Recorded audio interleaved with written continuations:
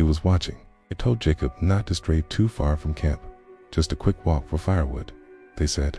But curiosity dragged him deeper, and what he found out there, it wasn't human, and it wasn't alone.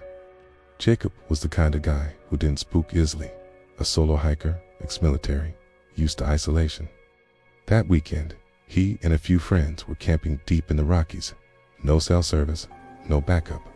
Around twilight, the fire started to die, and Jacob offered to grab more wood. He took a flashlight and a small hatchet, following a narrow game trail away from camp. The trees closed in fast, tall pines, thicker than he remembered. Still, nothing he couldn't handle. But then, he heard it. A crunch, a soft, deliberate step. He froze, flashlight sweeping between trees. Nothing there, but the hairs on his neck were already standing. As he gathered sticks, that feeling never left, like a weight pressing against the back of his skull.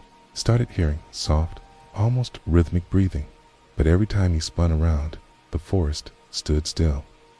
Jacob muttered to himself, probably an animal, maybe a bear, but the prints he found half sunk in the mud weren't bear. They were wrong, too long, with toes that curved like claws. He dropped the wood. Nope. Heading back, he realized he couldn't see the campfire glow anymore. He should have been close. He wasn't. The trail was gone. Something cracked behind him. Not a twig was snapping. Big, heavy, intentional. Jacob ran. Branches whipped across his face as he barreled through the woods.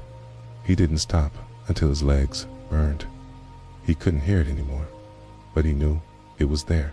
He found a shallow ridge, partially covered in roots, and that's when an idea hit him. If it was following him, maybe he could turn the tables. He worked fast with the paracord from his pack. He strung a snare between two trees.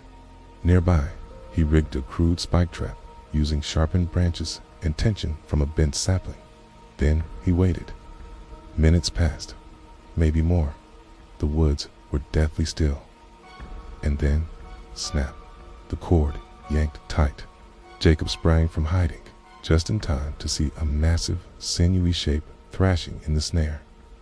Its skin was grayish, slick like wet stone, its eyes black and too many. It screamed a sound like glass shattering in reverse. Cried. As he rushed to disable it, a jagged claw caught his thigh. He went down, hard, blood soaking his jeans, but the trap held. Panting, Jacob crawled closer. The thing was humanoid, but not quite. Its joints bent wrong, mouth where its neck should be. It stared at him, no anger, no fear, just steady, like it had been watching him, not out of hunger, but curiosity.